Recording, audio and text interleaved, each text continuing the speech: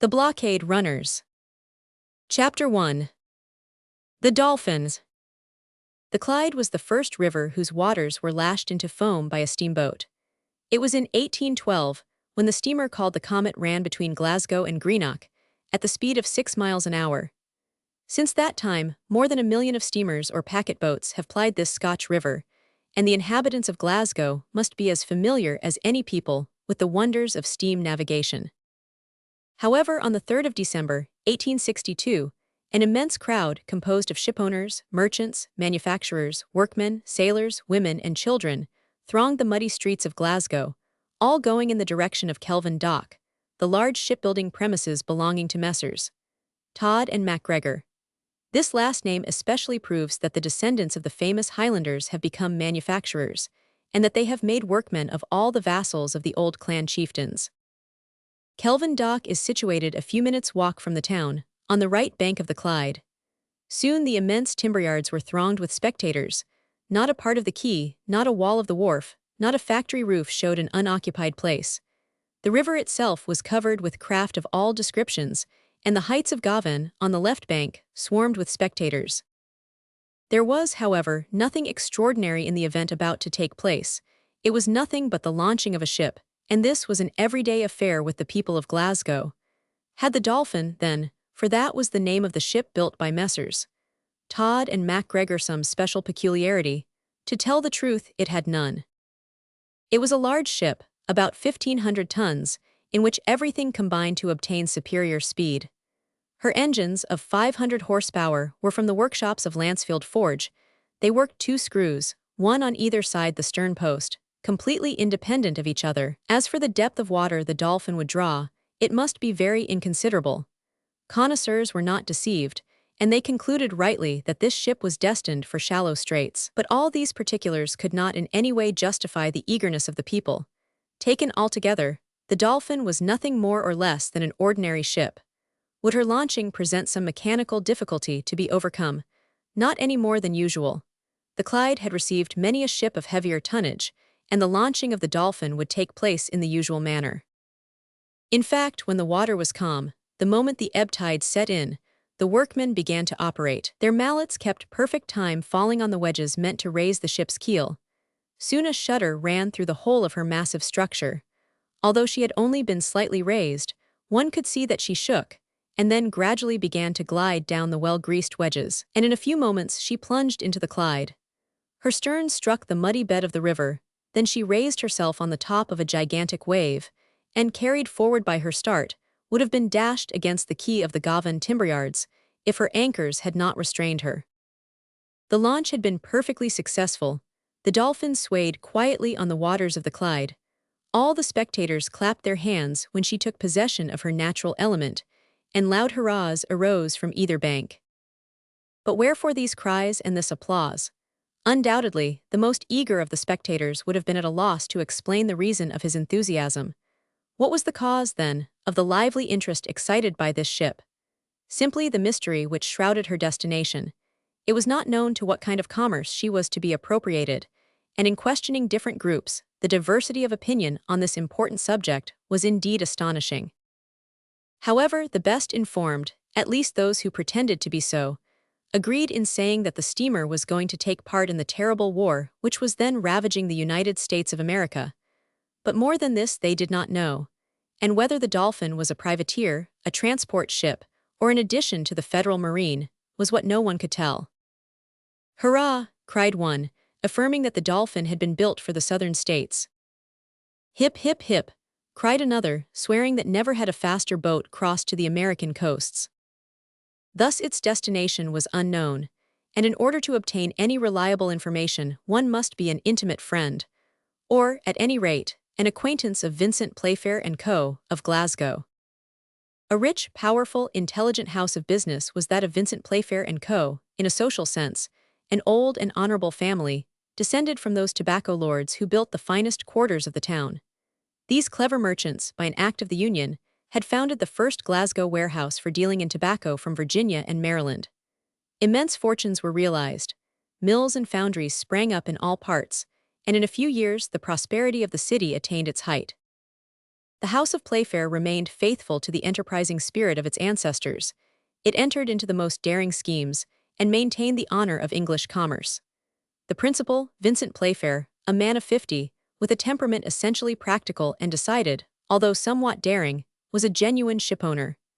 Nothing affected him beyond commercial questions, not even the political side of the transactions. Otherwise, he was a perfectly loyal and honest man. However, he could not lay claim to the idea of building and fitting up the Dolphin. She belonged to his nephew, James Playfair, a fine young man of 30, the boldest skipper of the British merchant marine. It was one day at the Tontine coffee room under the arcades of the town hall that James Playfair, after having impatiently scanned the American journal, disclosed to his uncle an adventurous scheme. "Uncle Vincent," said he, coming to the point at once, "there are £2 millions to be gained in less than a month." "And what to risk?" asked Uncle Vincent. "A ship and a cargo." "Nothing else?" "Nothing, except the crew and the captain, and that does not reckon for much." "Let us see," said Uncle Vincent. "It is all seen," replied James Playfair. "You have read the Tribune, the New York Herald, the Times, the Richmond Enquirer, the American Review." "Scores of times, nephew." "You believe, like me, that the War of the United States will last a long time still." "A very long time." "You know how much this struggle will affect the interests of England, and especially those of Glasgow." "And more especially still the House of Playfair and Co., replied Uncle Vincent. "There's especially," added the young captain. "I worry myself about it every day, James, and I cannot think without terror of the commercial disasters which this war may produce. Not but that the House of Playfair is firmly established, nephew. At the same time it has correspondents which may fail. Ah, those Americans, slaveholders or abolitionists, I have no faith in them." If Vincent Playfair was wrong in thus speaking with respect to the great principles of humanity, always and everywhere superior to personal interests, he was, nevertheless, right from a commercial point of view. The most important material was failing at Glasgow. The cotton famine became every day more threatening. Thousands of workmen were reduced to living upon public charity. Glasgow possessed 0 looms, by which 625,000 yards of cotton were spun daily, that is to say, £50 millions yearly. From these numbers it may be guessed what disturbances were caused in the commercial part of the town when the raw material failed altogether. Failures were hourly taking place, the manufactories were closed, and the workmen were dying of starvation. It was the sight of this great misery which had put the idea of his bold enterprise into James Playfair's head. "I will go for cotton and will get it, cost what it may." But as he also was a merchant as well as his Uncle Vincent, he resolved to carry out his plan by way of exchange, and to make his proposition under the guise of a commercial enterprise. "Uncle Vincent," said he, "this is my idea." "Well, James?" "It is simply this. We will have a ship built of superior sailing qualities and great bulk." "That is quite possible." "We will load her with ammunition of war, provisions, and clothes." "Just so." "I will take the command of this steamer. I will defy all the ships of the Federal Marine for speed, and I will run the blockade of one of the southern ports." "You must make a good bargain for your cargo with the Confederates, who will be in need of it," said his uncle. "And I shall return laden with cotton." "Which they will give you for nothing." "As you say, uncle, will it answer?" "It will, but shall you be able to get there?" "I shall, if I have a good ship." "One can be made on purpose, but the crew?" "Oh, I will find them. I do not want many men, enough to work with, that is all. It is not a question of fighting with the Federals but distancing them." "They shall be distanced," said Uncle Vincent in a peremptory tone. "But now, tell me, James, to what port of the American coast do you think of going?" "Up to now, uncle, ships have run the blockade of New Orleans, Wilmington, and Savannah, but I think of going straight to Charleston. No English boat has yet been able to penetrate into the harbor, except the Bermuda. I will do like her, and if my ship draws but very little water, I shall be able to go where the Federalists will not be able to follow." "The fact is," said Uncle Vincent, "Charleston is overwhelmed with cotton. They are even burning it to get rid of it." "Yes," replied James. "Besides, the town is almost invested. Beauregard is running short of provisions, and he will pay me a golden price for my cargo. Well, nephew, and when will you start? In 6 months. I must have the long winter nights to aid me. It shall be as you wish, nephew. It is settled then, uncle. Settled. Shall it be kept quiet? Yes, better so. And this is how it was that 5 months later, the steamer Dolphin was launched from the Kelvin Dock timberyards, and no one knew her real destination. Chapter 2. Getting under sail. The Dolphin was rapidly equipped, her rigging was ready, and there was nothing to do but fit her up. She carried 3 schooner masts, an almost useless luxury. In fact, the Dolphin did not rely on the wind to escape the Federalists, but rather on her powerful engines. Towards the end of December, a trial of the steamer was made in the Gulf of the Clyde. Which was the more satisfied, builder or captain? It is impossible to say. The new steamer shot along wonderfully, and the patent log showed a speed of 17 miles an hour, a speed which as yet no English, French, or American boat had ever obtained. The Dolphin would certainly have gained by several lengths in a sailing match with the fastest opponent. The loading was begun on the 25th of December, the steamer having ranged along the steamboat quay, a little below Glasgow Bridge, the last which stretches across the Clyde before its mouth. Here the wharfs were heaped with a heavy cargo of clothes, ammunition, and provisions, which were rapidly carried to the hold of the Dolphin. The nature of this cargo betrayed the mysterious destination of the ship, and the House of Playfair could no longer keep it secret. Besides, the Dolphin must not be long before she started. No American cruiser had been signaled in English waters. And then, when the question of getting the crew came, how was it possible to keep silent any longer? They could not embark them, even, without informing the men whither they were bound, for after all, it was a matter of life and death, and when one risks one's life, at least it is satisfactory to know how and wherefore. However, this prospect hindered no one. The pay was good, and everyone had a share in the speculation, so that a great number of the finest sailors soon presented themselves. James Playfair was only embarrassed which to choose, but he chose well, and in 24 hours his muster-roll bore the names of 30 sailors who would have done honor to Her Majesty's yacht. The departure was settled for the 3rd of January. On the 31st of December the Dolphin was ready, her hold full of ammunition and provisions, and nothing was keeping her now. The skipper went on board on the 2nd of January, and was giving a last look round his ship with a captain's eye, when a man presented himself at the forepart of the Dolphin, and asked to speak with the captain. One of the sailors led him on to the poop. He was a strong, hardy-looking fellow, with broad shoulders and ruddy face, the simple expression of which ill-concealed a depth of wit and mirth. He did not seem to be accustomed to a seafaring life, and looked about him with the air of a man little used to being on board a ship. However, he assumed the manner of a jacktar, looking up at the rigging of the Dolphin, and waddling in true sailor fashion. When he had reached the captain, he looked fixedly at him and said, "Captain James Playfair." "The same," replied the skipper. "What do you want with me?" "To join your ship." "There is no room, the crew is already complete." "Oh, one man, more or less, will not be in the way, quite the contrary." "You think so?"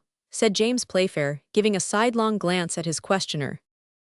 "I am sure of it," replied the sailor. "But who are you?" asked the captain. "A rough sailor, with 2 strong arms, which I can tell you, are not to be despised on board a ship, and which I now have the honor of putting at your service." "But there are other ships besides the Dolphin, and other captains besides James Playfair. Why do you come here?" "Because it is on board the Dolphin that I wish to serve, and under the orders of Captain James Playfair." "I do not want you." "There is always need of a strong man, and if to prove my strength you will try me with 3 or 4 of the strongest fellows of your crew, I am ready." "That will do," replied James Playfair. "And what is your name?" "Croxton, at your service." The captain made a few steps backwards, in order to get a better view of the giant who presented himself in this odd fashion. The height, the build, and the look of the sailor did not deny his pretensions to strength. "Where have you sailed?" asked Playfair of him. "A little everywhere." "And do you know where the Dolphin is bound for?" "Yes, and that is what tempts me." "Ah well, I have no mind to let a fellow of your stamp escape me. Go and find the first mate, and get him to enroll you." Having said this, the captain expected to see the man turn on his heels and run to the bows, but he was mistaken. Crockston did not stir. "Well, did you hear me?" asked the captain. "Yes, but it is not all," replied the sailor. "I have something else to ask you." "Ah, you are wasting my time," replied James sharply. "I have not a moment to lose in talking." "I shall not keep you long," replied Crockston. "2 words more and that is all. I was going to tell you that I have a nephew." "He has a fine uncle, then," interrupted James Playfair. "Ha ha," laughed Crockston. "Have you finished?" asked the captain very impatiently. "Well, this is what I have to say. When one takes the uncle, the nephew comes into the bargain." "Ah, indeed." "Yes, that is the custom. The one does not go without the other." "And what is this nephew of yours?" "A lad of 15 whom I am going to train to the sea. He is willing to learn, and will make a fine sailor some day." "How now, Master Crockston?" cried James Playfair. "Do you think the Dolphin is a training school for cabin boys?" "Don't let us speak ill of cabin boys. There was one of them who became Admiral Nelson, and another Admiral Franklin." "Upon my honor, friend," replied James Playfair, "you have a way of speaking which I like. Bring your nephew, but if I don't find the uncle the hardy fellow he pretends to be, he will have some business with me. Go, and be back in an hour." Crockston did not want to be told twice. He bowed awkwardly to the captain of the Dolphin, and went on to the quay. An hour afterwards he came on board with his nephew, a boy of 14 or 15, rather delicate and weakly looking, with a timid and astonished air, which showed that he did not possess his uncle's self-possession and vigorous corporeal qualities. Crockston was even obliged to encourage him by such words as these. "Come," said he, "don't be frightened, they are not going to eat us, besides, there is yet time to return." "No, no," replied the young man, "and may God protect us." The same day, the sailor Crockston and his nephew were inscribed in the muster roll of the Dolphin. The next morning, at 5 o'clock, the fires of the steamer were well fed, the deck trembled under the vibrations of the boiler, and the steam rushed hissing through the escape pipes. The hour of departure had arrived. A considerable crowd, in spite of the early hour, flocked on the quays and on Glasgow Bridge. They had come to salute the bold steamer for the last time. Vincent Playfair was there to say good-bye to Captain James, but he conducted himself on this occasion like a Roman of the good old times. His was a heroic countenance, and the 2 loud kisses with which he gratified his nephew were the indication of a strong mind. "Go, James," said he to the young captain, "go quickly and come back quicker still. Above all, don't abuse your position. Sell at a good price, make a good bargain, and you will have your uncle's esteem." On this recommendation, borrowed from the manual of the perfect merchant, the uncle and nephew separated, and all the visitors left the boat. At this moment Crockston and John Stiggs stood together on the forecastle, while the former remarked to his nephew, this is well. Before 2 o'clock we shall be at sea, and I have a good opinion of a voyage which begins like this." For reply, the novice pressed Crockston's hand. James Playfair then gave the orders for departure. "Have we pressure on?" he asked of his mate. "Yes, Captain," replied Mr. Matthew. "Well then, weigh anchor." This was immediately done, and the screws began to move. The Dolphin trembled, passed between the ships in the port, and soon disappeared from the sight of the people, who shouted their last hurrahs. The descent of the Clyde was easily accomplished. One might almost say that this river had been made by the hand of man, and even by the hand of a master. For 60 years, thanks to the dredges and constant dragging, it has gained 15 feet in depth, and its breadth has been tripled between the quays and the town. Soon the forests of masts and chimneys were lost in the smoke and fog. The noise of the foundry hammers and the hatchets of the timberyards grew fainter in the distance. After the village of Partick had been passed, the factories gave way to country houses and villas. The Dolphin, slackening her speed, sailed between the dikes which carry the river above the shores, and often through a very narrow channel, which however is only a small inconvenience for a navigable river, for after all, depth is of more importance than width.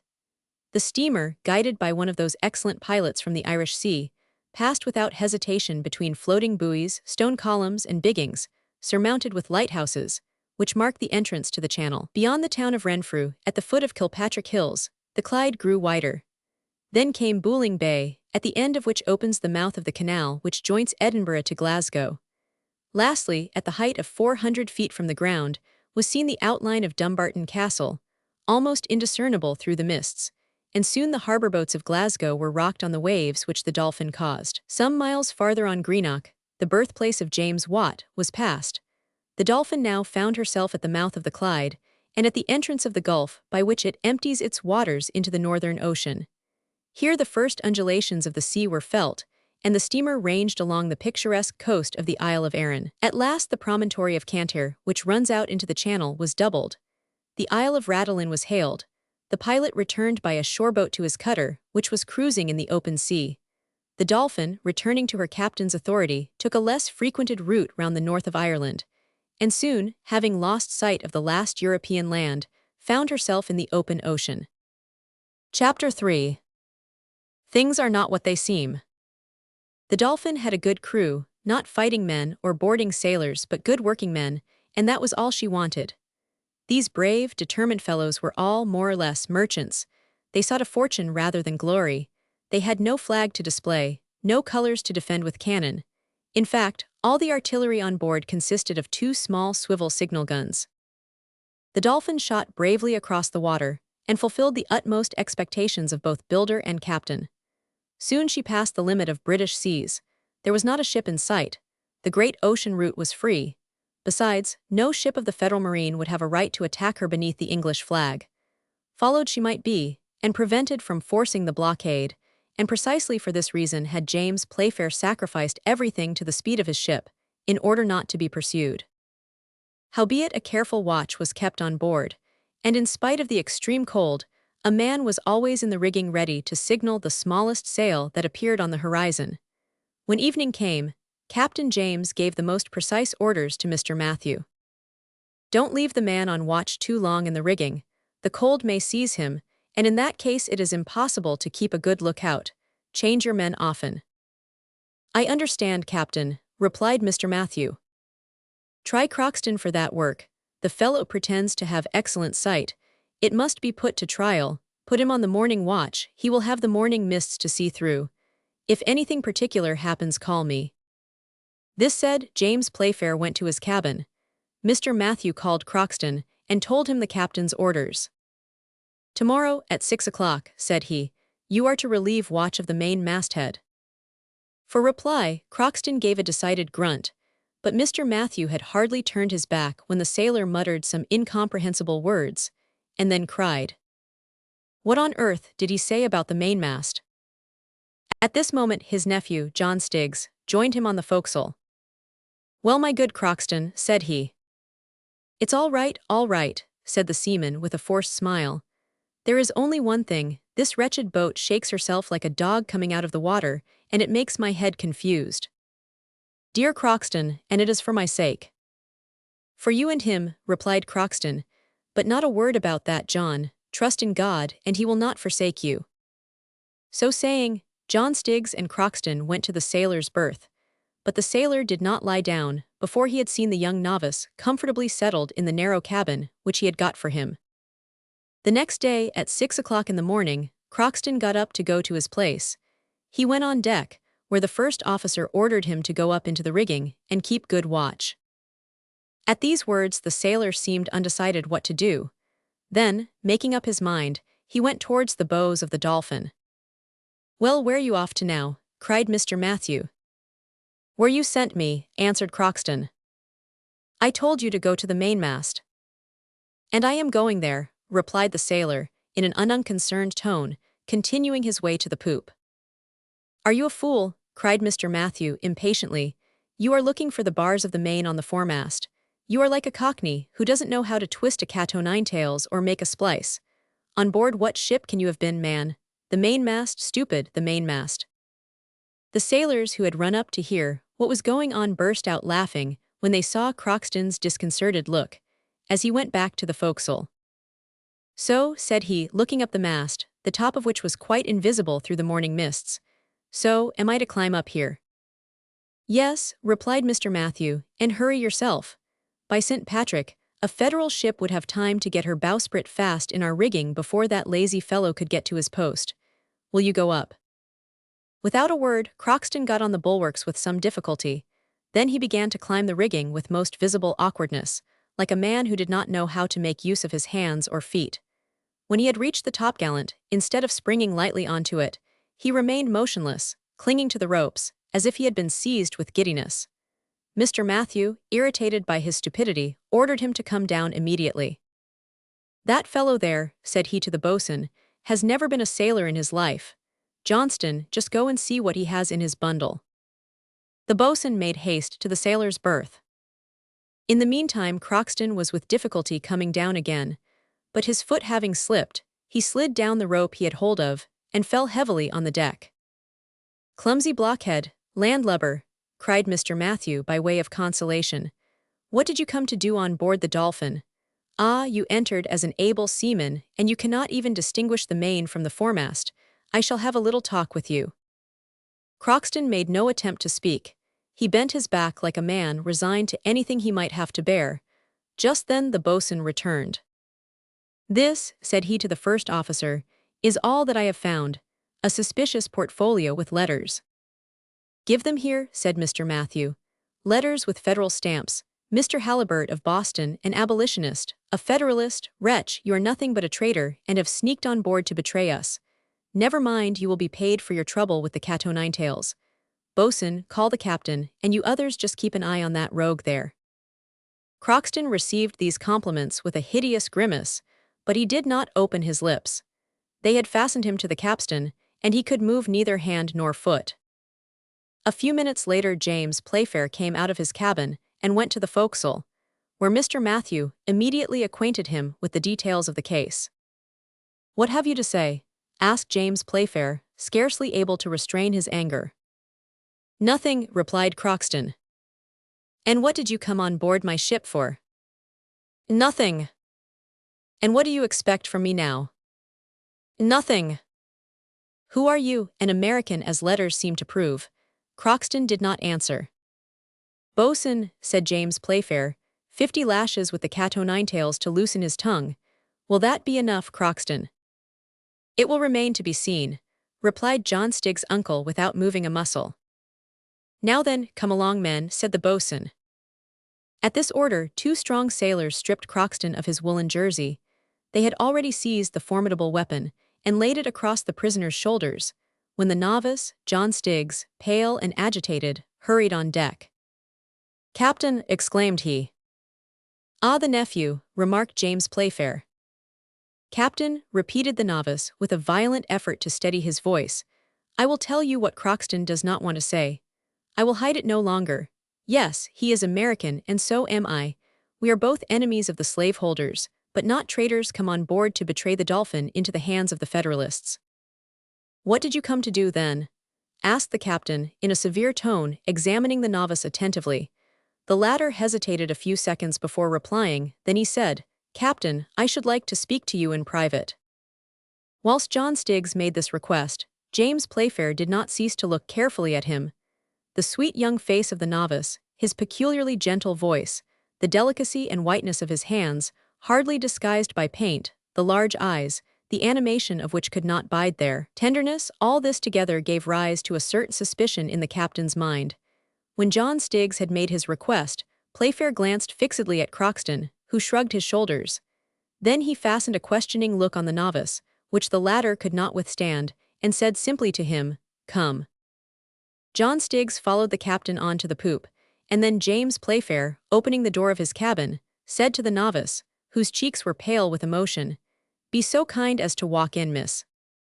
John, thus addressed, blushed violently, and 2 tears rolled involuntarily down his cheeks. "Don't be alarmed, miss," said James Playfair, in a gentle voice, "but be so good as to tell me how I come to have the honor of having you on board." The young girl hesitated a moment. Then, reassured by the captain's look, she made up her mind to speak. "Sir," said she, "I wanted to join my father at Charleston. The town is besieged by land and blockaded by sea. I knew not how to get there, when I heard that the Dolphin meant to force the blockade. I came on board your ship, and I beg you to forgive me if I acted without your consent, which you would have refused me." "Certainly," said James Playfair. "I did well then, not to ask you," resumed the young girl with a firmer voice. The captain crossed his arms, walked round his cabin, and then came back. "What is your name?" said he. "Jenny Halliburtt." "Your father, if I remember rightly the address on the letters, is he not from Boston?" "Yes, sir." "And a northerner, is thus in a southern town in the thickest of the war." "My father is a prisoner. He was at Charleston when the first shot of the Civil War was fired, and the troops of the Union driven from Fort Sumter by the Confederates. My father's opinions exposed him to the hatred of the Slavist part, and by the order of General Beauregard he was imprisoned. I was then in England, living with a relation who has just died, and left alone, with no help but that of Croxton, our faithful servant. I wished to go to my father and share his prison with him." "What was Mr. Halliburtt then?" asked James Playfair. "A loyal and brave journalist," replied Jenny proudly, "one of the noblest editors of the Tribune, and the one who was the boldest in defending the cause of the Negroes." "An abolitionist," cried the captain angrily, "one of those men who, under the vain pretense of abolishing slavery, have deluged their country with blood and ruin." "Sir," replied Jenny Halliburtt, growing pale, "you are insulting my father. You must not forget that I stand alone to defend him." The young captain blushed scarlet. Anger mingled with shame struggled in his breast. Perhaps he would have answered the young girl, but he succeeded in restraining himself, and opening the door of the cabin, he called boatswain. The boatswain came to him directly. "This cabin will henceforward belong to Miss Jenny Halliburtt. Have a cot made ready for me at the end of the poop. That's all I want." The boatswain looked with a stupefied stare at the young novice addressed in a feminine name, but on a sign from James Playfair he went out. "And now, miss, you are at home," said the young captain of the Dolphin. Then he retired. Chapter 4. Croxton's Trick. It was not long before the whole crew knew Miss Halliburtt's story, which Croxton was no longer hindered from telling. By the captain's orders, he was released from the capstan, and the cat-o'-nine-tails returned to its place. "A pretty animal," said Croxton, "especially when it shows its velvety paws." As soon as he was free, he went down to the sailors' berths, found a small portmanteau, and carried it to Miss Jenny. The young girl was now able to resume her feminine attire, but she remained in her cabin, and did not again appear on deck. As for Croxton, it was well and duly agreed that, as he was no more a sailor than a horse-guard, he should be exempt from all duty on board. In the meanwhile the Dolphin, with her twin screws cutting the waves, sped rapidly across the Atlantic, and there was nothing now to do but keep a strict lookout.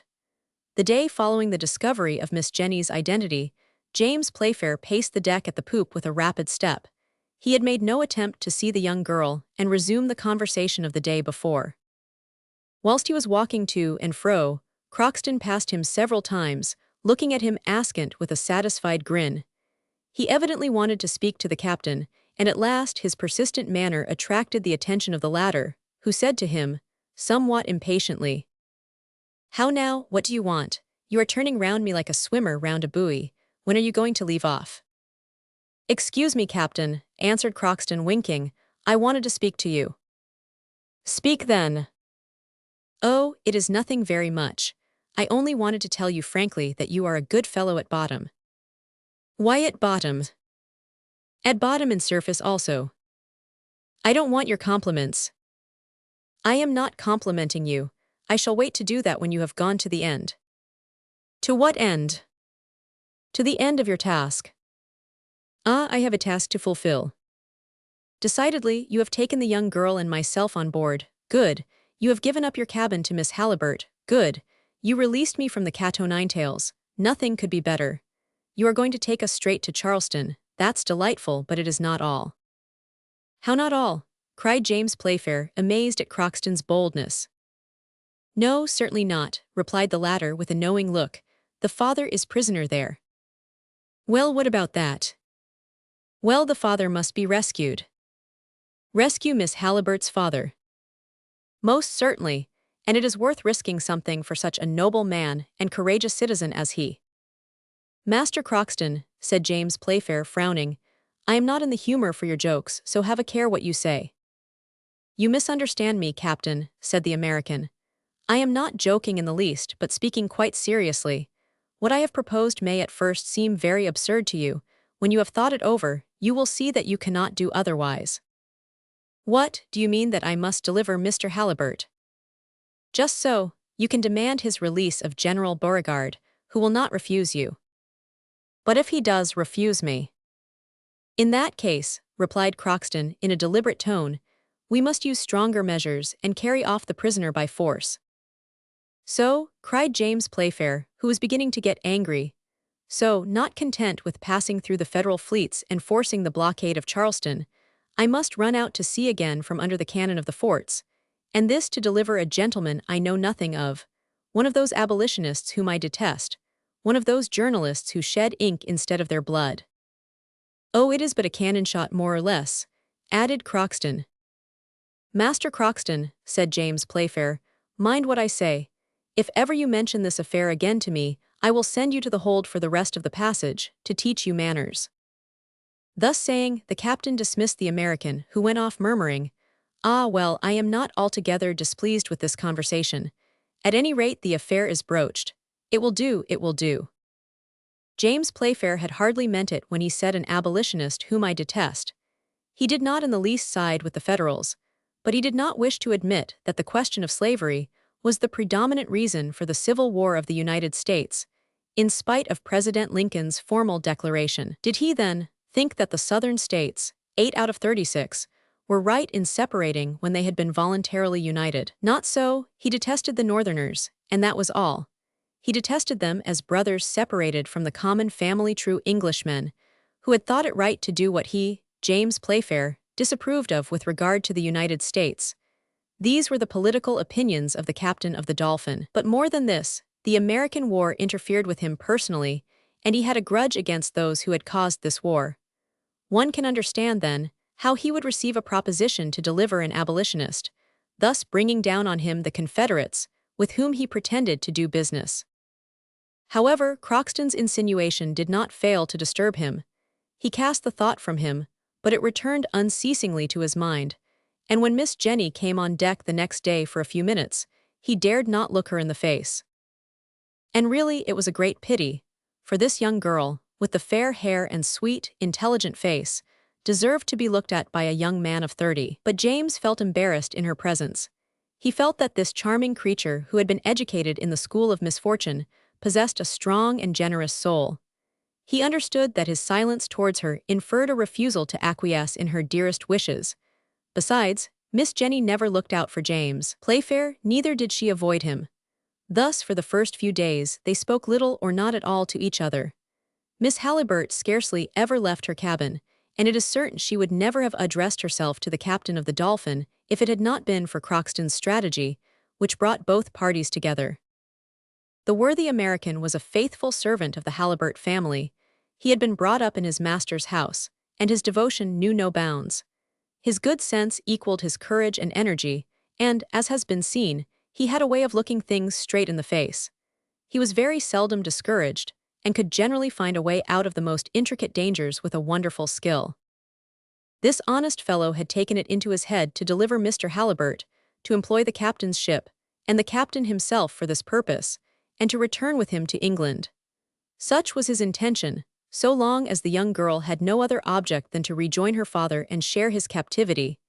It was this Crockston tried to make the captain understand, as we have seen, but the enemy had not yet surrendered, on the contrary. Now, said he, it is absolutely necessary that Miss Jenny and the captain come to an understanding. If they are going to be sulky like this all the passage, we shall get nothing done. They must speak, discuss. Let them dispute even, so long as they talk, and I'll be hanged if during their conversation James Playfair does not propose himself what he refused me today. But when Crockston saw that the young girl and the young man avoided each other, he began to be perplexed. We must look sharp, said he to himself, and the morning of the 4th day he entered Miss Halibert's cabin, rubbing his hands with an air of perfect satisfaction. Good news, cried he, good news. You will never guess what the captain has proposed to me. A very noble young man he is, now try. Ah, replied Jenny, whose heart beat violently, has he proposed to deliver Mr. Halibert, to carry him off from the Confederates and bring him to England. "Is it true?" cried Jenny. "It is as I say, miss. What a good-hearted man this James Playfair is. These English are either all good or all bad. Ah, he may reckon on my gratitude, and I am ready to cut myself in pieces if it would please him."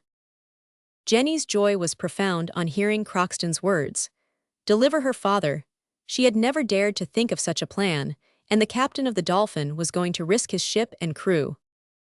"That's what he is," added Crockston. "And this, Miss Jenny, is well worth an acknowledgment from you." "More than an acknowledgment," cried the young girl, "a lasting friendship." And immediately she left the cabin to find James Playfair, and expressed to him the sentiments which flowed from her heart. "Getting on by degrees," muttered the American. James Playfair was pacing to and fro on the poop, and as may be thought, he was very much surprised, not to say amazed, to see the young girl come up to him, her eyes moist with grateful tears, and holding out her hand to him, saying, "Thank you, sir, thank you for your kindness, which I should never have dared to expect from a stranger." "Miss," replied the captain, as if he understood nothing of what she was talking, and could not understand, "I do not know." "Nevertheless, sir, you are going to brave many dangers, perhaps compromise your interests for me, and you have done so much already in offering me on board an hospitality to which I have no right whatever." "Pardon me, Miss Jenny," interrupted James Playfair, "but I protest again, I do not understand your words. I have acted towards you as any well-bred man would towards a lady, and my conduct deserves neither so many thanks nor so much gratitude." "Mr. Playfair," said Jenny, "it is useless to pretend any longer, Crockston has told me all." "Ah," said the captain, "Crockston has told you all. Then I understand less than ever the reason for your leaving your cabin, and saying these words which—" While speaking the captain felt very much embarrassed. He remembered the rough way in which he had received the American's overtures, but Jenny, fortunately for him, did not give him time for further explanation. She interrupted him, holding out her hand and saying, "Mr. James, I had no other object in coming on board your ship except to go to Charleston, and there, however cruel the slaveholders may be, they will not refuse to let a poor girl share her father's prison, that was all. I had never thought of a return as possible, but since you are so generous as to wish for my father's deliverance, since you will attempt everything to save him, be assured you have my deepest gratitude." James did not know what to do or what part to assume. He bit his lip. He dared not take the hand offered him. He saw perfectly that Crockston had compromised him, so that escape was impossible. At the same time he had no thoughts of delivering Mr. Halliburtt and getting complicated in a disagreeable business. But how dash to the ground the hope which had arisen in this poor girl's heart? How refuse the hand which she held out to him with a feeling of such profound friendship? How change to tears of grief the tears of gratitude which filled her eyes? So the young man tried to reply evasively, in a manner which would ensure his liberty of action for the future. "Miss Jenny," said he, "rest assured I will do everything in my power for—" And he took the little hand in both of his, but with the gentle pressure he felt his heart melt and his head grow confused. Words to express his thoughts failed him. He stammered out some incoherent words. Miss Jenny for you." Crockston, who was watching him, rubbed his hands, grinning and repeating to himself, it will come, it has come." How James Playfair would have managed to extricate himself from his embarrassing position no one knows. But fortunately for him, if not for the Dolphin, the man on watch was heard crying, "Ahoy, officer of the watch." "What now?" asked Mr. Matthew. "A sail to windward." James Playfair, leaving the young girl, immediately sprang to the shrouds of the mainmast. Chapter 5. The shot from the Iroquois, and Miss Jenny's arguments. Until now, the navigation of the Dolphin had been very fortunate. Not one ship had been signaled before the sail, hailed by the man on watch. The Dolphin was then in 32, 51 lat. and 43 W longitude. For 48 hours a fog which now began to rise had covered the ocean. If this mist favored the Dolphin by hiding her course, it also prevented any observations at a distance being made, and without being aware of it, she might be sailing side by side, so to speak, with the ships she wished most to avoid. Now this is just what had happened, and when the ship was signaled, she was only 3 miles to windward. When James Playfair had reached the crosstrees, he saw distinctly, through an opening in the mist, a large Federal corvette in full pursuit of the Dolphin. After having carefully examined her, the captain came down on deck again and called to the first officer. "Mr. Matthew," said he, "what do you think of this ship?" "I think, Captain, that it is a Federal cruiser which suspects our intentions." "There is no possible doubt of her nationality," said James Playfair. "Look." At this moment, the starry flag of the North United States appeared on the gaff yards of the corvette, and the latter asserted her colors with a cannon shot. "An invitation to show ours," said Mr. Matthew. "Well, let us show them. There is nothing to be ashamed of." "What's the good?" replied James Playfair. "Our flag will hardly protect us, and it will not hinder those people from paying us a visit. No, let us go ahead." "And go quickly," replied Mr. Matthew. "For, if my eyes do not deceive me, I have already seen that corvette lying off Liverpool, where she went to watch the ships in building. My name is not Matthew, if that is not the Iroquois on her taffrail." "And is she fast?" "One of the fastest vessels of the Federal Marine." "What guns does she carry?" "8. Pooh." "Oh, don't shrug your shoulders, Captain," said Mr. Matthew in a serious tone. "2 out of those 8 guns are rifled. One is a 60-pounder on the forecastle, and the other a 100-pounder on deck." "Upon my soul," exclaimed James Playfair, "they are Parrots and will carry 3 miles. "Yes, and farther than that, Captain." "Ah well, Mr. Matthew, let their guns be 60 or only 4-pounders, and let them carry 3 miles or 500 yards, it is all the same if we can go fast enough to avoid their shot. We will show this Iroquois how a ship can go when she is built on purpose to go. Have the fires drawn forward, Mr. Matthew." The first officer gave the captain's orders to the engineer, and soon volumes of black smoke curled from the steamer's chimneys.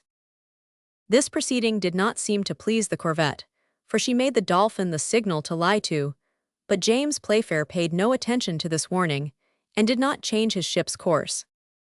"Now," said he, "we shall see what the Iroquois will do. Here is a fine opportunity for her to try her guns. Go ahead full speed." "Good," exclaimed Mr. Matthew, "she will not be long in saluting us." Returning to the poop, the captain saw Miss Halliburtt sitting quietly near the bulwarks. "Miss Jenny," said he, "we shall probably be chased by that corvette you see to windward, and as she will speak to us with shot, I beg to offer you my arm to take you to your cabin again." "Thank you very much, Mr. Playfair," replied the young girl, looking at him, "but I am not afraid of cannon shots. However, miss, in spite of the distance, there may be some danger." "Oh, I was not brought up to be fearful. They accustom us to everything in America, and I assure you that the shot from the Iroquois will not make me lower my head." "You are brave, Miss Jenny." "Let us admit, then, that I am brave, and allow me to stay by you." "I can refuse you nothing, Miss Halliburtt," replied the captain, looking at the young girl's calm face. These words were hardly uttered when they saw a line of white smoke issue from the bulwarks of the corvette. Before the report had reached the Dolphin, a projectile whizzed through the air in the direction of the steamer. At about 20 fathoms from the Dolphin, the shot, the speed of which had sensibly lessened, skimmed over the surface of the waves, marking its passage by a series of water jets. Then, with another burst, it rebounded to a certain height, passed over the Dolphin, grazing the mizzenyards on the starboard side, fell at 30 fathoms beyond, and was buried in the waves. "By Jove!" exclaimed James Playfair, "we must get along. Another slap like that is not to be waited for." "Oh," exclaimed Mr. Matthew, "they will take some time to reload such pieces." "Upon my honor, it is an interesting sight," said Croxton, who, with arms crossed, stood perfectly at his ease looking at the scene. "Ah, that's you," cried James Playfair, scanning the American from head to foot. "It is me, Captain," replied the American undisturbed. "I have come to see how these brave Federals fire. Not badly, in truth, not badly." The captain was going to answer Croxton sharply, but at this moment, a second shot struck the sea on the starboard side. "Good," cried James Playfair, "we have already gained 2 cables on this Iroquois.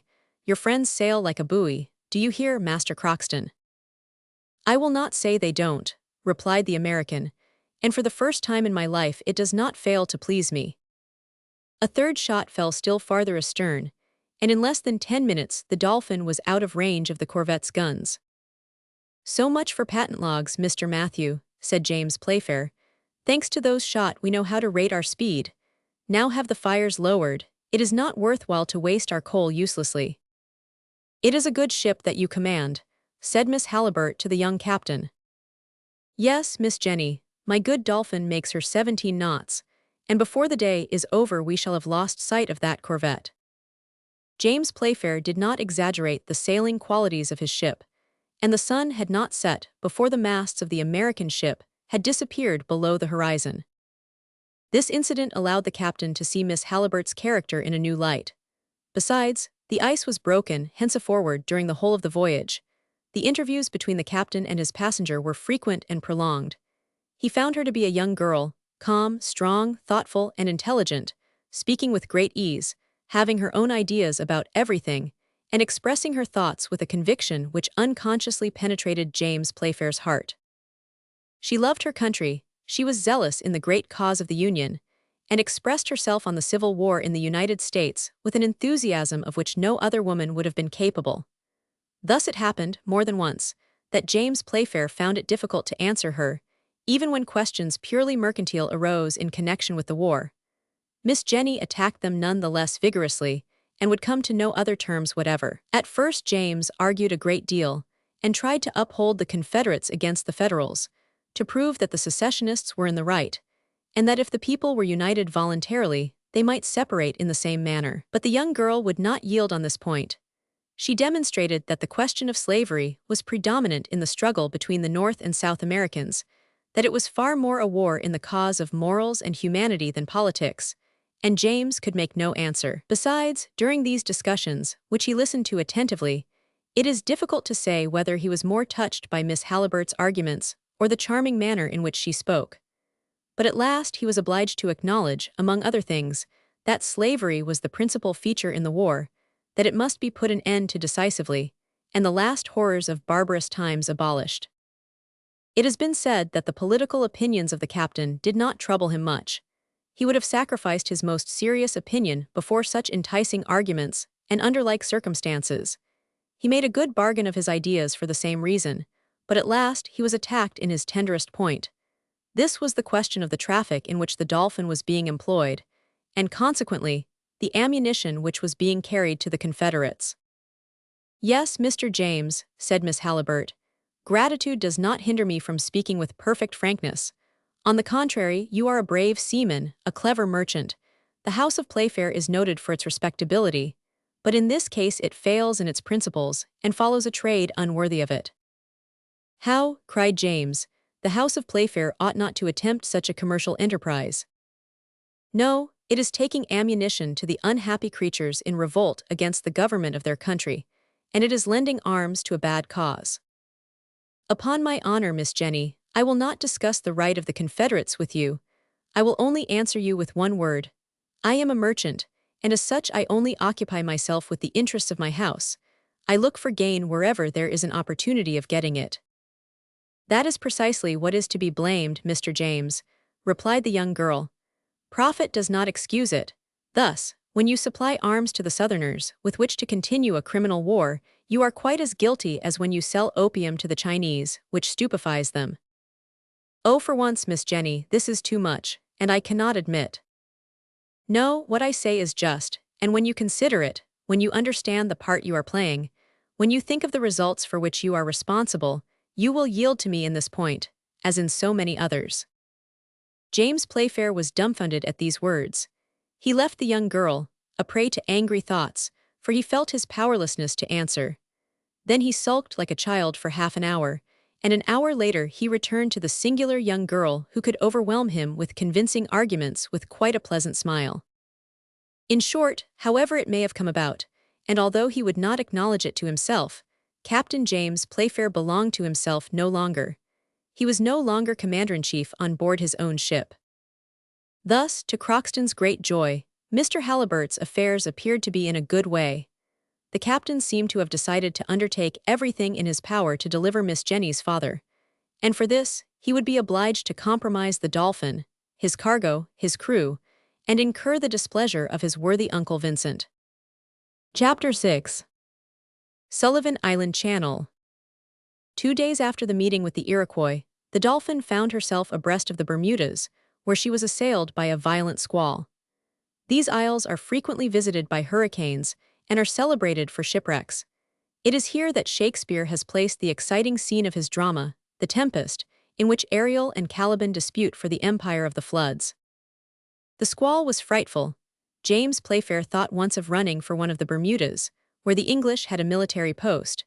It would have been a sad waste of time, and therefore especially to be regretted. Happily, the Dolphin behaved herself wonderfully well in the storm, and after flying a whole day before the tempest, she was able to resume her course towards the American coast. But if James Playfair had been pleased with his ship, he had not been less delighted with the young girl's bravery. Miss Halliburtt had passed the worst hours of the storm at his side, and James knew that a profound, imperious, irresistible love had taken possession of his whole being. "Yes," said he, "this brave girl is mistress on board. She turns me like the sea a ship in distress. I feel that I am foundering. What will Uncle Vincent say?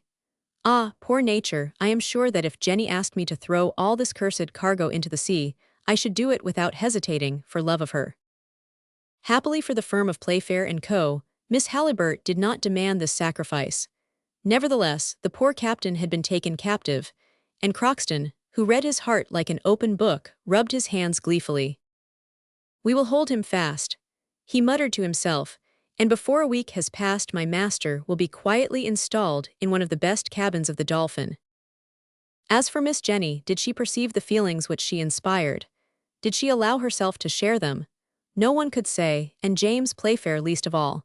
The young girl kept a perfect reserve, and her secret remained deeply buried in her heart. But whilst love was making such progress in the heart of the young captain, the Dolphin sped with no less rapidity towards Charleston. On the 13th of January, the watch signaled land 10 miles to the west. It was a low-lying coast, and almost blended with the line of the sea in the distance. Croxton was examining the horizon attentively, and about 9 o'clock in the morning he cried, "Charleston Lighthouse." Now that the bearings of the Dolphin were set, James Playfair had but one thing to do, to decide by which channel he would run into Charleston Bay. "If we meet with no obstacles," said he, "before 3 o'clock we shall be in safety in the docks of the port." The town of Charleston is situated on the banks of an estuary 7 miles long and 2 broad, called Charleston Harbor, the entrance to which is rather difficult.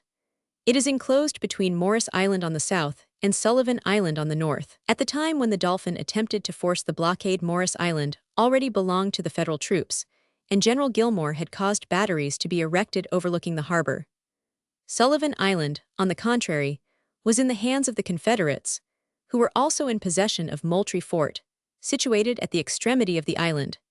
Therefore it would be advantageous to the Dolphin to go as close as possible to the northern shores to avoid the firing from the forts on Morris Island. 5 channels led into the estuary: Sullivan Island Channel, the Northern Channel, the Overall Channel, the Principal Channel, and lastly, the Lawford Channel. But it was useless for strangers, unless they had skillful pilots on board or ships drawing less than 7 feet of water, to attempt this last. As for Northern and Overall Channels, they were in range of the Federalist batteries, so that it was no good thinking of them. If James Playfair could have had his choice, he would have taken his steamer through the Principal Channel, which was the best, and the bearings of which were easy to follow. But it was necessary to yield to circumstances, and to decide according to the event. Besides, the captain of the Dolphin knew perfectly all the secrets of this bay, its dangers, the depths of its water at low tide, and its currents, so that he was able to steer his ship with the greatest safety as soon as he entered one of these narrow straits. The great question was to get there. Now this work demanded an experienced seaman, and one who knew exactly the qualities of the Dolphin. In fact, 2 Federal frigates were now cruising in the Charleston waters. Mr. Matthew soon drew James Playfair's attention to them. "They are preparing to ask us what we want on these shores," said he. "Ah well, we won't answer them," replied the captain, "and they will not get their curiosity satisfied." In the meanwhile, the cruisers were coming on full steam towards the Dolphin, who continued her course. taking care to keep out of range of their guns. But in order to gain time, James Playfair made for the southwest, wishing to put the enemy's ships off their guard. The latter must have thought that the Dolphin intended to make for Morris Island Channel. Now there they had batteries and guns, a single shot from which would have been enough to sink the English ship. So the Federals allowed the Dolphin to run towards the southwest, contenting themselves by observing her without following closely. Thus for an hour the respective situations of the ships did not change, for James Playfair, wishing to deceive the cruisers as to the course of the Dolphin, had caused the fires to be moderated so that the speed was decreased. However, from the thick volumes of smoke which escaped from the chimneys, it might have been thought that he was trying to get his maximum pressure, and consequently his maximum of rapidity. "They will be slightly astonished presently," said James Playfair, "when they see us slip through their fingers." In fact, when the captain saw that he was near enough to Morris Island, and before a line of guns, the range of which he did not know, he turned his rudder quickly, and the ship resumed her northerly course, leaving the cruisers 2 miles to windward of her. The latter, seeing this maneuver, understood the steamer's object, and began to pursue her in earnest, but it was too late. The Dolphin doubled her speed under the action of the screws, and distanced them rapidly. Going nearer to the coast, a few shell were sent after her as an acquittal of conscience, but the Federals were outdone, for their projectiles did not reach halfway. At 11 o'clock in the morning, the steamer ranging near Sullivan Island, thanks to her small draft, entered the narrow strait full steam. There she was in safety, for no Federalist cruiser dared follow her in this channel, the depth of which, on an average, was only 11 feet at low tide. "How?" cried Croxton, "and is that the only difficulty?" Oh, Master Croxton," said James Playfair, "the difficulty is not in entering but in getting out again." "Nonsense," replied the American, "that does not make me at all uneasy. With a boat like the Dolphin and a captain like Mr. James Playfair, one can go where one likes and come out in the same manner." Nevertheless, James Playfair, with telescope in his hand, was attentively examining the route to be followed. He had before him excellent coasting guides, with which he could go ahead without any difficulty or hesitation. Once his ship was safely in the narrow channel which runs the length of Sullivan Island, James steered bearing towards the middle of Fort Moultrie as far as the Pickney Castle, situated on the isolated island of Shute's Folly. On the other side rose Fort Johnson, a little way to the north of Fort Sumter. At this moment, the steamer was saluted by some shot which did not reach her from the batteries on Morris Island.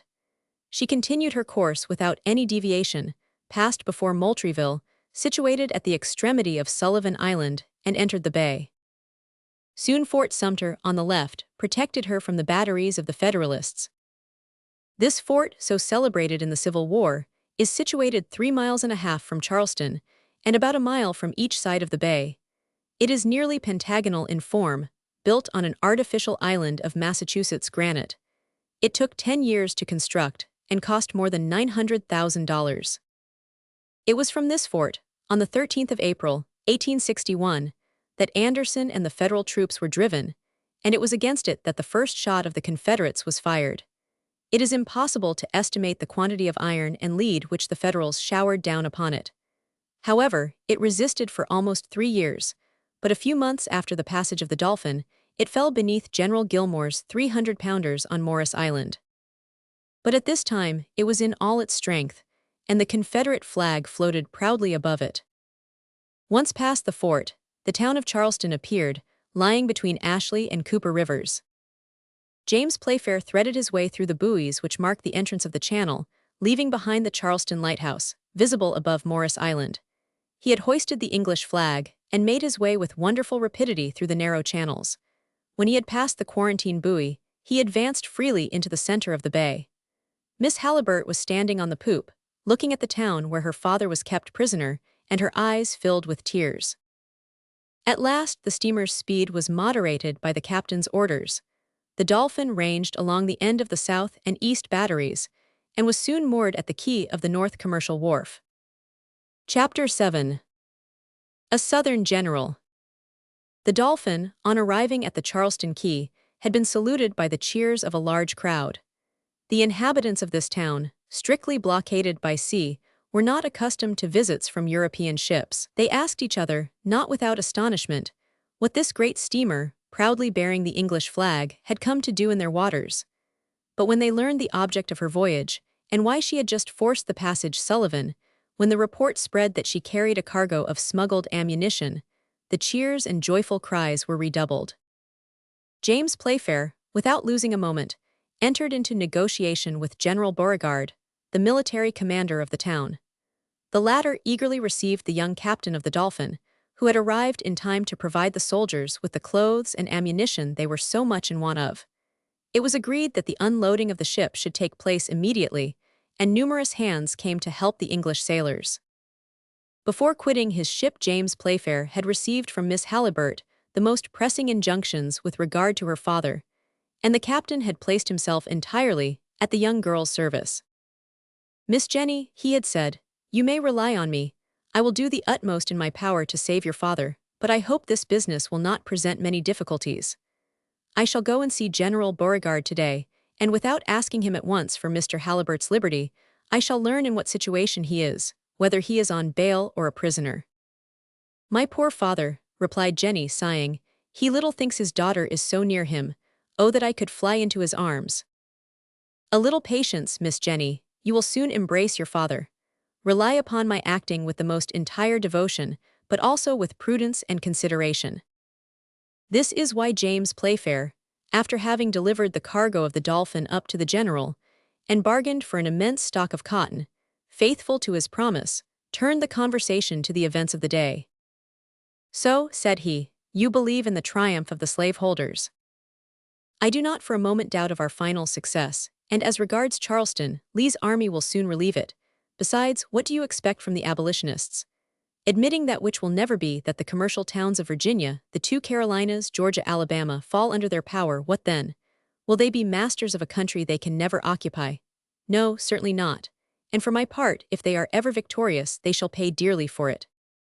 "And you are quite sure of your soldiers?" asked the captain. "You are not afraid that Charleston will grow weary of a siege which is ruining her?" "No, I do not fear treason. Besides, the traitors would be punished remorselessly, and I would destroy the town itself by sword or fire if I discovered the least Unionist movement. Jefferson Davis confided Charleston to me, and you may be sure that Charleston is in safe hands." "Have you any federal prisoners?" asked James Playfair, coming to the interesting object of the conversation. "Yes, Captain," replied the general. "It was at Charleston that the first shot of separation was fired. The abolitionists who were here attempted to resist, and after being defeated, they have been kept as prisoners of war." "And have you many?" "About 100. Free in the town?" "They were until I discovered a plot formed by them. Their chief succeeded in establishing a communication with the besiegers, who were thus informed of the situation of affairs in the town. I was then obliged to lock up these dangerous guests, and several of them will only leave their prison to ascend the slope of the citadel, where 10 Confederate balls will reward them for their federalism." "What, to be shot?" cried the young man, shuddering involuntarily. "Yes, and their chief first of all. He is a very dangerous man to have in a besieged town. I have sent his letters to the President at Richmond, and before a week is past his sentence will be irrevocably passed." "Who is this man you speak of?" asked James Playfair with an assumed carelessness. "A journalist from Boston, a violent abolitionist with the confounded spirit of Lincoln." "And his name?" "Jonathan Halliburtt." "Poor wretch," exclaimed James, suppressing his emotion. "Whatever he may have done, one cannot help pitying him, and you think that he will be shot?" "I am sure of it," replied Beauregard. "What can you expect? War is war, one must defend oneself as best one can." "Well, it is nothing to me," said the captain. "I shall be far enough away when this execution takes place." "What, you're thinking of going away already?" "Yes, General, business must be attended to. As soon as my cargo of cotton is on board, I shall be out to sea again. I was fortunate enough to enter the bay, but the difficulty is in getting out again. The Dolphin is a good ship. She can beat any of the Federal vessels for speed, but she does not pretend to distance cannonballs, and a shell in her hull or engine would seriously affect my enterprise." "As you please, Captain," replied Beauregard. "I have no advice to give you under such circumstances. You are doing your business, and you are right. I should act in the same manner were I in your place. Besides, a stay at Charleston is not very pleasant, and a harbor where shells are falling 3 days out of 4 is not a safe shelter for your ship, so you will set sail when you please. But can you tell me what is the number and the force of the Federal vessels cruising before Charleston?" James Playfair did his best to answer the general, and took leave of him on the best of terms. Then he returned to the Dolphin very thoughtful and very depressed from what he had just heard. "What shall I say to Miss Jenny? Ought I to tell her of Mr. Halliburtt's terrible situation, or would it be better to keep her in ignorance of the trial which is awaiting her? Poor child." He had not gone 50 steps from the governor's house when he ran against Croxton. The worthy American had been watching for him since his departure. "Well, Captain." James Playfair looked steadily at Croxton, and the latter soon understood he had no favorable news to give him. "Have you seen Beauregard?" he asked. "Yes," replied James Playfair. "And have you spoken to him about Mr. Halliburtt?" "No, it was he who spoke to me about him." "Well, Captain." "Well, I may as well tell you everything, Croxton." "Everything, Captain." "General Beauregard has told me that your master will be shot within a week." At this news, anyone else but Croxton would have grown furious or given way to bursts of grief. But the American, who feared nothing, only said, with almost a smile on his lips, "Pooh, what does it matter?" "How, what does it matter?" cried James Playfair. "I tell you that Mr. Halliburtt will be shot within a week, and you answer, what does it matter? And I mean it, if in 6 days he is on board the Dolphin, and if in 7 days the Dolphin is on the open sea." "Right," exclaimed the captain, pressing Croxton's hand. "I understand, my good fellow, you have got some pluck, and for myself, in spite of Uncle Vincent, I would throw myself overboard for Miss Jenny." "No one need be thrown overboard," replied the American. "Only the fish would gain by that. The most important business now is to deliver Mr. Halliburtt. But you must know that it will be difficult to do so." "Pooh," exclaimed Croxton. "It is a question of communicating with a prisoner strictly guarded." "Certainly."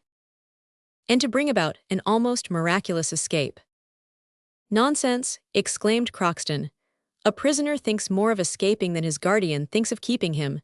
That's why, thanks to our help, Mr. Halliburtt will be saved."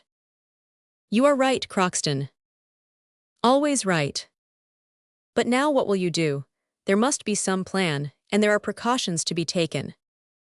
"I will think about it." "But when Miss Jenny learns that her father is condemned to death, and that the order for his execution may come any day?" "She will know nothing about it, that is all." "Yes, it will be better for her, and for us to tell her nothing." "Where is Mr. Halliburtt imprisoned?" asked Croxton. "In the Citadel," replied James Playfair. "Just so, on board now." "On board, Croxton." Chapter 8. The Escape. Miss Jenny, sitting at the poop of the Dolphin, was anxiously waiting the captain's return.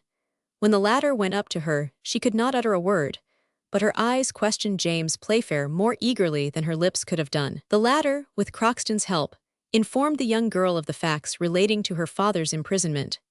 He said that he had carefully broached the subject of the prisoners of war to Beauregard, but as the general did not seem disposed at all in their favor, he had thought it better to say no more about it, but think the matter over again. Since Mr. Halliburtt is not free in the town, his escape will be more difficult. But I will finish my task, and I promise you, Miss Jenny, that the Dolphin shall not leave Charleston without having your father on board. Thank you, Mr. James, I thank you with my whole heart. At these words, James Playfair felt a thrill of joy through his whole being. He approached the young girl with moist eyes and quivering lips. Perhaps he was going to make an avowal of the sentiments he could no longer repress, when Croxton interfered. "This is no time for grieving," said he. "We must go to work and consider what to do." "Have you any plan, Croxton?" asked the young girl. "I always have a plan," replied the American. "It is my peculiarity." "But a good one," said James Playfair. "Excellent, and all the ministers in Washington could not devise a better. It is almost as good as if Mr. Halliburtt was already on board." Croxton spoke with such perfect assurance, at the same time with such simplicity, that it must have been the most incredulous person who could doubt his words. "We are listening, Crockston," said James Playfair. "Good, you, Captain, will go to General Beauregard and ask a favor of him which he will not refuse you." "And what is that?" "You will tell him that you have on board a tiresome subject, a scamp who has been very troublesome during the voyage, and excited the crew to revolt. You will ask of him permission to shut him up in the citadel, at the same time, on the condition that he shall return to the ship on her departure, in order to be taken back to England, to be delivered over to the justice of his country." "Good," said James Playfair, half smiling. "I will do all that, and Beauregard will grant my request very willingly." "I am perfectly sure of it," replied the American. "But," resumed Playfair, "one thing is wanting." "What is that?" "The scamp." "He is before you, Captain." "What, the rebellious subject?" "Is myself, don't trouble yourself about that." "Oh, you brave, generous heart," cried Jenny, pressing the American's rough hands between her small white palms. "Go, Crockston," said James Playfair. "I understand you, my friend, and I only regret one thing, that is, that I cannot take your place." "Everyone his part," replied Crockston. "If you put yourself in my place, you would be very much embarrassed, which I shall not be. You will have enough to do later on to get out of the harbor under the fire of the Feds and Rebs, which, for my part, I should manage very badly." "Well, Crockston, go on." "Once in the citadel, I know it. I shall see what to do, and rest assured I shall do my best. In the meanwhile, you will be getting your cargo on board." "Oh, business is now a very unimportant detail," said the captain. "Not at all, and what would your Uncle Vincent say to that? We must join sentiment with work, it will prevent suspicion, but do it quickly. Can you be ready in 6 days?" "Yes." "Well, let the Dolphin be ready to start on the 22nd. "She shall be ready." On the evening of the 22nd of January, you understand, send a gig with your best men to White Point, at the end of the town. Wait there till 9 o'clock, and then you will see Mr. Halliburtt and your servant. But how will you manage to effect Mr. Halliburtt's deliverance, and also escape yourself? That's my lookout. Dear Crockston, you are going to risk your life then to save my father. Don't be uneasy, Miss Jenny, I shall risk absolutely nothing, you may believe me. Well, asked James Playfair, when must I have you locked up? Today, you understand, I demoralize your crew, there is no time to be lost. Would you like any money? It may be of use to you in the citadel. Money to buy the jailer? Oh no, it would be a poor bargain. When one goes there, the jailer keeps the money and the prisoner. No, I have surer means than that. However, a few dollars may be useful. One must be able to drink if needs be. And intoxicate the jailer. No, an intoxicated jailer would spoil everything. No, I tell you I have an idea, let me work it out. Here, my good fellow, are $10. It is too much, but I will return what is over. Well then, are you ready? Quite ready to be a downright rogue. Let us go to work then. Crockston, said the young girl in a faltering voice, you are the best man on earth. I know it, replied the American, laughing good-humoredly. By the by, Captain, an important item. What is that? If the general proposes to hang your rebel, you know that military men like sharp work. Well, Crockston. Well, you will say that you must think about it. I promise you I will. The same day, to the great astonishment of the crew, who were not in the secret, Crockston, with his feet and hands in irons, was taken on shore by a dozen sailors, and half an hour after, by Captain James Playfair's request, he was led through the streets of the town, and in spite of his resistance, was imprisoned in the citadel. During this and the following days, the unloading of the Dolphin was rapidly accomplished. The steam cranes lifted out the European cargo to make room for the native goods. The people of Charleston, who were present at this interesting work, helped the sailors, whom they held in great respect, but the captain did not leave the brave fellows much time for receiving compliments. He was constantly behind them, and urged them on with a feverish activity, the reason of which the sailors could not suspect. 3 days later, on the 18th of January, the first bales of cotton began to be packed in the hold. Although James Playfair troubled himself no more about it, The firm of Playfair & Co. were making an excellent bargain, having obtained the cotton, which encumbered the Charleston wharves at very far less than its value. In the meantime, no news had been heard of Croxton. Jenny, without saying anything about it, was a prey to incessant fears.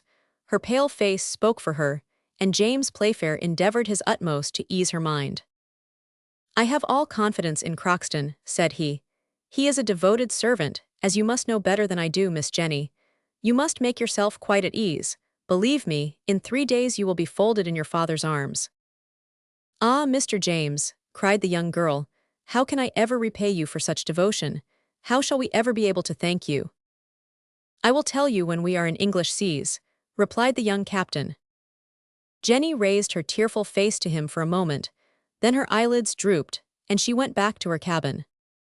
James Playfair hoped that the young girl would know nothing of her father's terrible situation until he was in safety, but she was apprised of the truth by the involuntary indiscretion of a sailor. The reply from the Richmond cabinet had arrived by a courier who had been able to pass the line of outposts. The reply contained Jonathan Halliburtt's death warrant. The news of the approaching execution was not long in spreading through the town, and it was brought on board by one of the sailors of the Dolphin. The man told the captain, without thinking that Miss Halliburtt was within hearing. The young girl uttered a piercing cry and fell unconscious on the deck. James Playfair carried her to her cabin, but the most assiduous care was necessary to restore her to life. When she opened her eyes again, she saw the young captain, who, with a finger on his lips, enjoined absolute silence. With difficulty she repressed the outburst of her grief, and James Playfair, leaning towards her, said gently, "Jenny, in 2 hours your father will be in safety near you, or I shall have perished in endeavoring to save him." Then he left the cabin, saying to himself, "And now he must be carried off at any price, since I must pay for his liberty with my own life and those of my crew." The hour for action had arrived. The loading of the cotton cargo had been finished since morning. In 2 hours the ship would be ready to start. James Playfair had left the North Commercial Wharf and gone into the roadstead, so that he was ready to make use of the tide, which would be high at 9 o'clock in the evening. It was 7 o'clock when James left the young girl and began to make preparations for departure. Until the present time, the secret had been strictly kept between himself, Croxton, and Jenny, but now he thought it wise to inform Mr. Matthew of the situation of affairs, and he did so immediately. "Very well, sir," replied Mr. Matthew, without making the least remark, "and 9 o'clock is the time." 9 o'clock, and have the fires lit immediately, and the steam got up. "It shall be done, Captain." "The Dolphin may remain at anchor. We will cut our moorings and sheer off, without losing a moment." "Just so." "Have a lantern placed at the mainmast-head. The night is dark and will be foggy. We must not risk losing our way in returning. You had better have the bell for starting rung at 9 o'clock." "Your orders shall be punctually attended to, Captain." "And now, Mr. Matthew, have a shoreboat manned with 6 of our best men. I am going to set out directly for White Point. I leave Miss Jenny in your charge, and may God protect us." "May God protect us," repeated the first officer. Then he immediately gave the necessary orders for the fires to be lighted, and the shoreboat provided with men.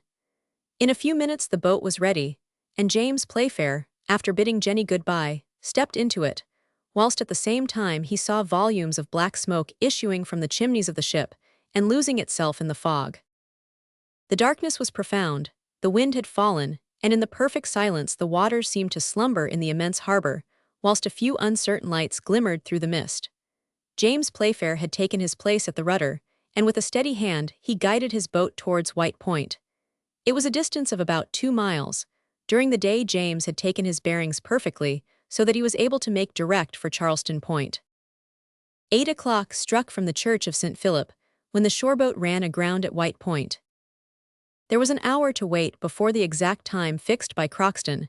The quay was deserted, with the exception of the sentinel pacing to and fro on the south and east batteries. James Playfair grew impatient, and the minutes seemed hours to him. At 8:30 he heard the sound of approaching steps. He left his men with their oars clear and ready to start, and went himself to see who it was.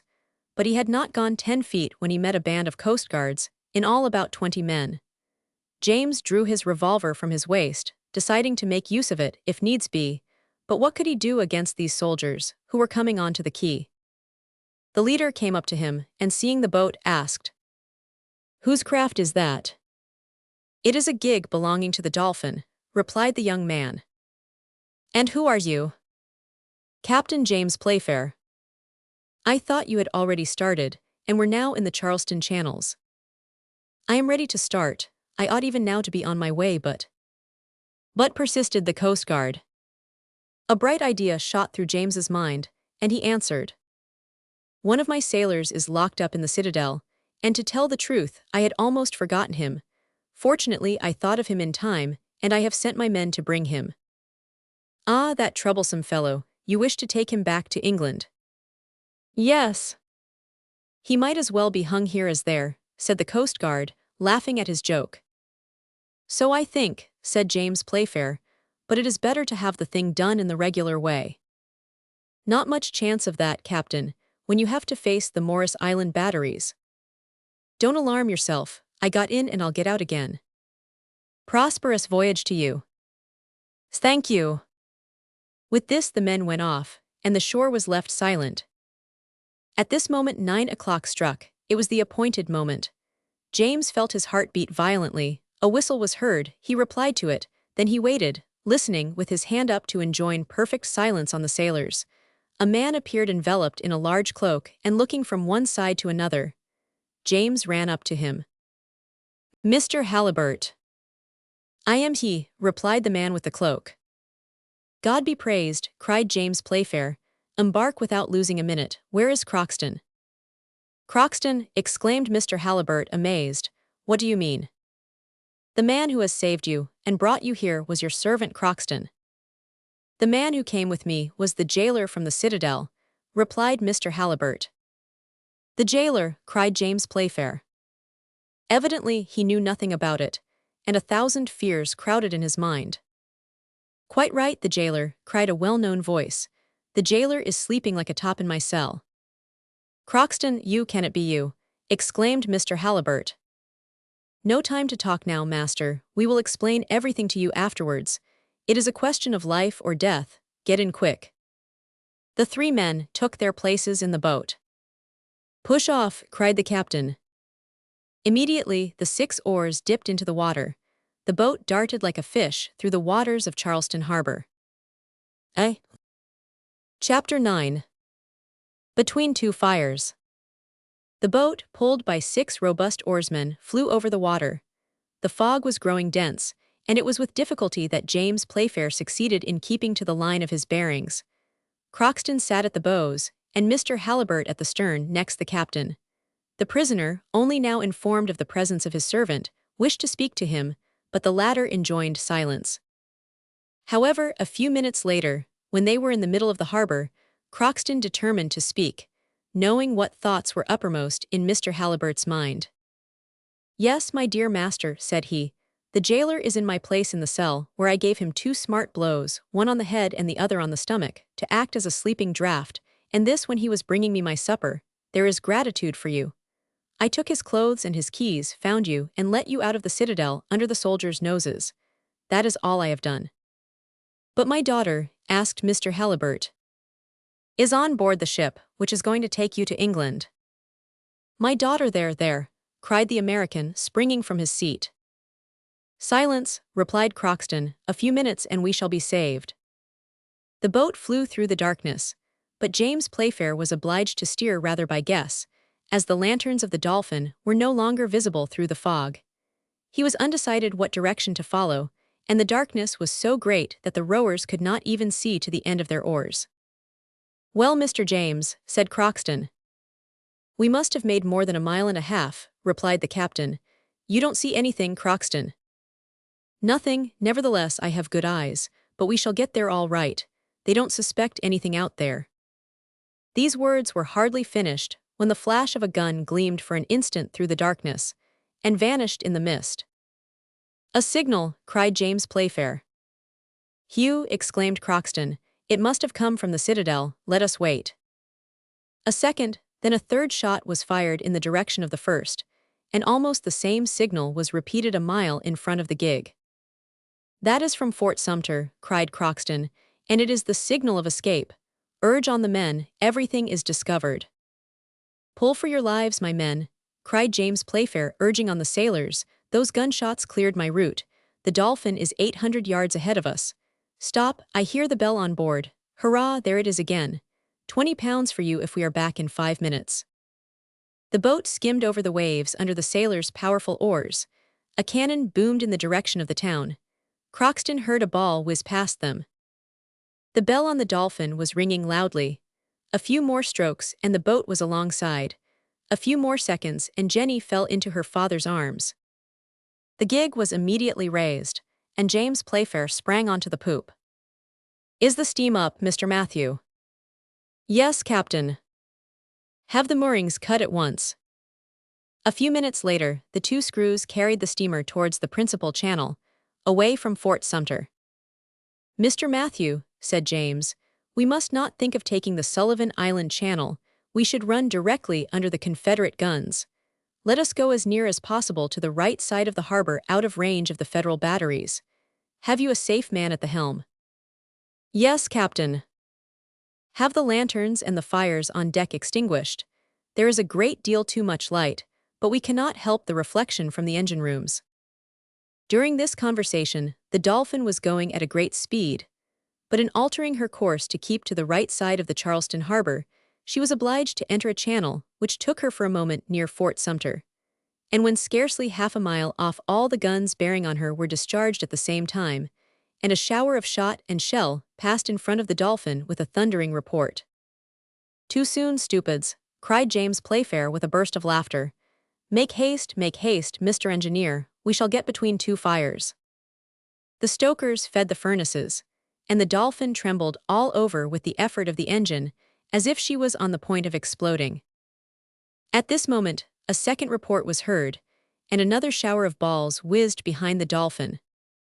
"Too late, stupids," cried the young captain with a regular roar. Then Crockston, who was standing on the poop, cried, "That's one past. A few minutes more and we shall have done with the Rebs." "Then do you think we have nothing more to fear from Fort Sumter?" asked James. "Nothing at all, but everything from Fort Moultrie at the end of Sullivan Island. But they will only get a chance at us for half a minute, and then they must choose their time well, and shoot straight if they want to reach us. We are getting near." "Right, the position of Fort Moultrie will allow us to go straight for the principal channel. Fire away then, fire away." At the same moment, and as if in obedience to James Playfair, the fort was illuminated by a triple line of lightning. A frightful crash was heard, then a crackling sound on board the steamer. "Touch this time," exclaimed Crockston. "Mr. Matthew," cried the captain to his second, who was stationed at the bows, "what has been damaged?" "The bowsprit broken." "Any wounded?" "No, Captain." "Well then, the masts may go to Jericho. Straight into the pass, straight, and steer towards the island." "We have passed the Rebs," cried Crockston, "and if we must have balls in our hull, I would much rather have the Northerners. They are more easily digested." In fact, the Dolphin could not yet consider herself out of danger. For, if Morris Island was not fortified with the formidable pieces of artillery which were placed there a few months later, nevertheless its guns and mortars could easily have sunk a ship like the Dolphin. The alarm had been given to the Federals on the island, and to the blockading squadron, by the firing from Forts Sumter and Moultrie. The besiegers could not make out the reason of this night attack. It did not seem to be directed against them. However, they were obliged to consider it so, and were ready to reply. It occupied James Playfair's thoughts whilst making towards the passes of Morris Island, and he had reason to fear, for in a quarter of an hour's time lights gleamed rapidly through the darkness. A shower of small shell fell round the steamer, scattering the water over her bulwarks. Some of them even struck the deck of the Dolphin, but not on their points, which saved the ship from certain ruin. In fact, these shell, as it was afterwards discovered, could break into 100 fragments, and each cover a superficial area of 120 square feet with Greek fire, which would burn for 20 minutes, and nothing could extinguish it. One of these shell alone could set a ship on fire. Fortunately for the Dolphin, they were a new invention, and as yet far from perfect. Once thrown into the air, a false rotary movement kept them inclined, and when falling, instead of striking on their points, where is the percussion apparatus, they fell flat. This defect in construction alone saved the Dolphin. The falling of these shells did her little harm, and under the pressure of her overheated boilers she continued to advance into the pass. At this moment, and in spite of his orders, Mr. Halliburtt and his daughter went to James Playfair on the poop. The latter urged them to return to their cabins, but Jenny declared that she would remain by the captain. As for Mr. Halliburtt, who had just learnt all the noble conduct of his deliverer, he pressed his hand, without being able to utter a word. The Dolphin was speeding rapidly towards the open sea. There were only 3 miles more before she would be in the waters of the Atlantic. If the pass was free at its entrance, she was saved. James Playfair was wonderfully well acquainted with all the secrets of Charleston Bay, and he guided his ship through the darkness with an unerring hand. He was beginning to think his daring enterprise successful, when a sailor on the forecastle cried, "A ship!" "A ship!" cried James. "Yes, on the larboard side." The fog had cleared off, and a large frigate was seen making towards the pass, in order to obstruct the passage of the Dolphin. It was necessary, cost what it might, to distance her, and urge the steam engine to an increase of speed, or all was lost. "Port the helm at once," cried the captain. Then he sprang on to the bridge above the engine. By his orders, one of the screws was stopped, and under the action of the other, the Dolphin, veering with an extraordinary rapidity, avoided running foul of the frigate, and advanced like her to the entrance of the pass. It was now a question of speed. James Playfair understood that in this lay his own safety, Miss Jenny's, her father's, and that of all his crew. The frigate was considerably in advance of the Dolphin. It was evident from the volumes of black smoke issuing from her chimneys that she was getting up her steam. James Playfair was not the man to be left in the background. "How are the engines?" cried he to the engineer. "At the maximum speed," replied the latter. "The steam is escaping by all the valves." "Fasten them down," ordered the captain. And his orders were executed, at the risk of blowing up the ship. The Dolphin again increased her speed. The pistons worked with frightful rapidity. The metal plates on which the engine was placed trembled under the terrific force of their blows. It was a sight to make the boldest shudder. "More pressure," cried James Playfair. "Put on more pressure." "Impossible," replied the engineer. "The valves are tightly closed, our furnaces are full up to the mouths." "What difference? Fill them with cotton soaked in spirits. We must pass that frigate at any price." At these words the most daring of the sailors looked at each other, but did not hesitate. Some bales of cotton were thrown into the engine-room, a barrel of spirits broached over them, and this expensive fuel placed, not without danger, in the red-hot furnaces. The stokers could no longer hear each other speak for the roaring of the flames. Soon the metal plates of the furnaces became red-hot. The pistons worked like the pistons of a locomotive. The steam gauge showed a frightful tension. The steamer flew over the water, her boards creaked, and her chimneys threw out volumes of smoke mingled with flames. She was going at a headlong speed, but nevertheless she was gaining on the frigate, past her, distanced her, and in 10 minutes was out of the channel. "Saved!" cried the captain. "Saved!" echoed the crew, clapping their hands. Already the Charleston beacon was disappearing in the southwest. The sound of firing from the batteries grew fainter, and it might with reason be thought that the danger was all past, when a shell from a gunboat cruising at large was hurled whizzing through the air. It was easy to trace its course, thanks to the line of fire which followed it. Then was a moment of anxiety impossible to describe. Everyone was silent, and each watched fearfully the arch described by the projectile. Nothing could be done to escape it, and in a few seconds it fell with a frightful noise on the foredeck of the Dolphin. The terrified sailors crowded to the stern, and no one dared move a step, whilst the shell was burning with a brisk crackle. But one brave man alone among them ran up to the formidable weapon of destruction. It was Croxton. He took the shell in his strong arms, whilst showers of sparks were falling from it. Then, with a superhuman effort, he threw it overboard. Hardly had the shell reached the surface of the water, when it burst with a frightful report. "Hurrah, hurrah!" cried the whole crew of the Dolphin unanimously, whilst Croxton rubbed his hands. Some time later, the steamer sped rapidly through the waters of the Atlantic. The American coast disappeared in the darkness, and the distant lights which shot across the horizon indicated that the attack was general between the batteries of Morris Island and the forts of Charleston Harbor. Chapter 10. St. Mungo. The next day at sunrise, the American coast had disappeared. Not a ship was visible on the horizon, and the Dolphin, moderating the frightful rapidity of her speed, made quietly towards the Bermudas. It is useless to recount the passage across the Atlantic, which was marked by no accidents, and 10 days after the departure from Queenstown, the French coast was hailed. What passed between the captain and the young girl may be imagined, even by the least observant individuals. How could Mr. Halliburtt acknowledge the devotion and courage of his deliverer, if it was not by making him the happiest of men? James Playfair did not wait for English seas to declare to the father and daughter the sentiments which overflowed his heart, and if Croxton is to be believed, Miss Jenny received his confession with a happiness she did not try to conceal. Thus it happened that on the 14th of February, 18, a numerous crowd was collected in the dim aisles of St. Mungo, the old cathedral of Glasgow. There were seamen, merchants, manufacturers, magistrates, and some of every denomination gathered here. There was Miss Jenny in bridal array, and beside her the worthy Croxton, resplendent in apple-green clothes with gold buttons, whilst Uncle Vincent stood proudly by his nephew. In short, they were celebrating the marriage of James Playfair, of the firm of Vincent Playfair & Co., of Glasgow, with Miss Jenny Halliburtt of Boston. The ceremony was accomplished amidst great pomp.